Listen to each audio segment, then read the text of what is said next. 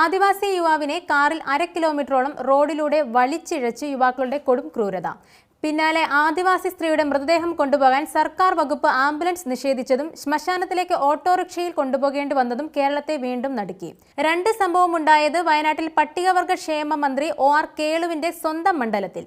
കുറുവ ദ്വീപിന് സമീപത്തെ കൂടൽക്കടവിൽ ചെമ്മാട് ഉന്നതിയിലെ മാതനാണ് യുവാക്കളുടെ പരാക്രമത്തിന് ഇരയായത്. വയനാട് കണിയാമ്പറ്റ സ്വദേശി മുഹമ്മദ് അർഷിദ്, സുഹൃത്തുക്കളായ അഭിരാം, വിഷ്ണു, നവീൽ കുമാർ എന്നിവരാണ് പ്രതികളെന്ന് പോലീസ്.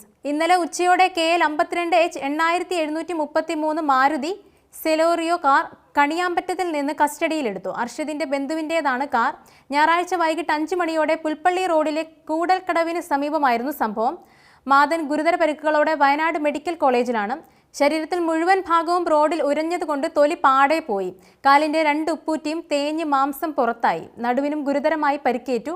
ഇടത് കൈയുടെ തള്ളവിരലിനും നല്ല പരിക്കുണ്ട്. കാലിന്റെ അടിഭാഗത്തെ തൊലി ചെത്തിയെടുത്തതുപോലെയാണ്. പൃഷ്ഠഭാഗത്തെ മാംസവും നഷ്ടമായി. നാട്ടുകാർ പിന്നാലെ ഓടിയിട്ടും 1/2 കിലോമീറ്ററോളം വലിച്ചിഴച്ചാണ് വിട്ടത്. വിനോദസഞ്ചാരത്തിനെത്തിയ മറ്റൊരു സംഘവുമായുള്ള വാക്ക് തർക്കത്തിലെ അരിശമാണ് നിരപരാധിയായ ആദിവാസിക്ക് നേരെ യുവാക്കൾ കാട്ടിയതെന്ന് അറിയുന്നു.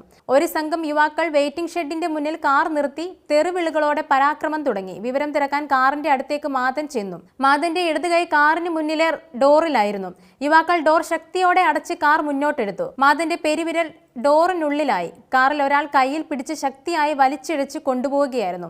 ഇതേപോലെ മറ്റൊരു സംഭവം ചർച്ചയാവുകയാണ്. മാനന്തവാടി എടവക പഞ്ചായത്തിലെ വീട്ടിച്ചാൽ 4 സെന്റിലെ ചുണ്ടമ്മയുടെ മൃതദേഹമാണ് ആംബുലൻസ് ലഭിക്കാത്തതിനെ തുടർന്ന് ഓട്ടോറിക്ഷയിൽ ശ്മശാനത്തിലേക്ക് കൊണ്ടുപോകേണ്ടി വന്നത്.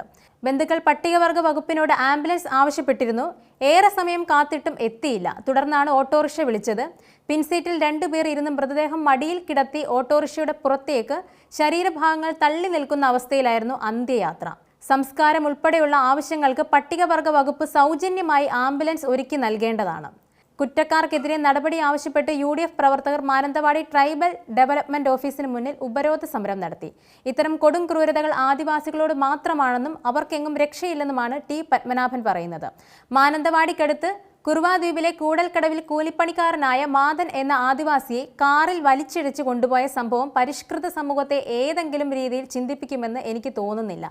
ആദിവാസികൾക്ക് എവിടെയും രക്ഷയില്ല. വിഭൂതിഭൂഷൺ ബാന്തോപധ്യയുടെ രചനയായ ആരണ്യകത്തിൽ ആദിവാസികൾ ഈ ഭൂമിയുടെ ഉടമകളാണെന്ന് പറയുന്നുണ്ട്. ശരിക്കും ഉടമകൾ അവരായിരുന്നു. ഇന്ത്യയിൽ മാത്രമല്ല, ഓസ്ട്രേലിയയും അമേരിക്കയിലും ആഫ്രിക്കയിലും എല്ലാം അങ്ങനെ തന്നെ. എന്നാൽ അമേരിക്കയിലെ റെഡ് ഇന്ത്യൻസിന്റെ അവസ്ഥ എന്താണ്? ആദിവാസികൾക്ക് മരിച്ചാലും രക്ഷയില്ലാത്ത അവസ്ഥയാണ്. മരിക്കുമ്പോൾ അവർ നിർമ്മിച്ച കലാവസ്തുക്കളെല്ലാം അമേരിക്കയിൽ ശവകുഴിയിലിട്ടും അത് തോണ്ടിയെടുത്ത് വിനോദസഞ്ചാരികൾക്കായി അവിടെ പ്രദർശനത്തിനും വിൽപ്പനയ്ക്കും വയ്ക്കുന്നു. വെളുത്ത തൊലിയുള്ളവർ വാങ്ങി ഷോക്കേസിൽ വെക്കുന്നു. ആദിവാസി സംരക്ഷണത്തിനായി കേന്ദ്ര സംസ്ഥാന സർക്കാരുകൾ തുക വകയിരുത്തുന്നുണ്ട്. അവർക്കായി നിയമങ്ങളുമുണ്ട്. സർക്കാരുകൾ വകയിരുത്തുന്ന തുക ഉദ്യോഗസ്ഥർ വാഹനങ്ങൾ വാങ്ങാനും യാത്രാപ്പടിയും ശമ്പളവും എഴുതിയെടുക്കാനും വിനിയോഗിക്കും. ആദിവാസികളുടെ വായിൽ പോകുന്നത് വെള്ളം മാത്രം. അട്ടപ്പാടിയിൽ ആദിവാസി യുവാവായ മധുവിനെ കൊന്നത് പണക്കാരായിരുന്നു. അവർക്ക് രാഷ്ട്രീയ പാർട്ടികളിൽ വലിയ പിടിപാടുണ്ട്. അതേക്കുറിച്ച് സഭയിൽ അന്നും ചോദ്യം വന്നപ്പോൾ മന്ത്രിക്ക് പറയാൻ ഉദ്യോഗസ്ഥർ എഴുതി കൊടുത്ത മറുപടി ശ്രദ്ധയിൽപ്പെട്ടിട്ടില്ല എന്നായിരുന്നു. ആ കേസിൽ സ്വീകരിച്ച സമീപനം എത്ര മോശമായിരുന്നു. ആദിവാസി ക്ഷേമം പറയുന്നതല്ലാതെ പ്രവൃത്തിയിൽ എന്ത് ചെയ്യുന്നു? ഈ സർക്കാർ എന്നല്ല, ഏത് സർക്കാർ ഭരിച്ചാലും, ഇനി മഹാത്മാഗാന്ധിയുടെ പാർട്ടിക്കാർ ഭരിച്ചാലും സ്ഥിതി അതുതന്നെ. ആദിവാസിയെ മറ്റാർക്കും എന്തും ചെയ്യാം. മാതനെ 1/2 കിലോമീറ്റർ ദൂരം കാറിൽ വലിച്ചുകൊണ്ടുപോയപ്പോൾ ആ വിനോദയാത്രക്കാരുടെ കാറിന് നേരെ ഒരു കല്ലെങ്കിലും എടുത്തറിയാമായിരുന്നില്ലേ? കാർ നിർത്തിക്കാമായിരുന്നില്ലേ? കൊല്ലാൻ കൊണ്ടുപോയപ്പോഴും മധു ചിരിക്കുകയായിരുന്നു. കുറച്ച് ധാന്യം വിശപ്പ് കൊണ്ടെടുത്ത് കുറിച്ചതാണ് അവൻ ചെയ്ത മഹാപാപം. ഇപ്പോൾ മാതന്റെ ജീവൻ തിരിച്ചു കിട്ടിയ മഹാഭാഗ്യം. ഈ കേസിലും പ്രതികൾ പിടിപാടുള്ളവരായിരിക്കും. ഇത് പിടിപാടുള്ളവരുടെ ലോകമാണ്. അവിടെ ആദിവാസികൾക്ക് എന്താണ് രക്ഷ എന്നും അദ്ദേഹം ചോദ്യമുന്നയിച്ചു.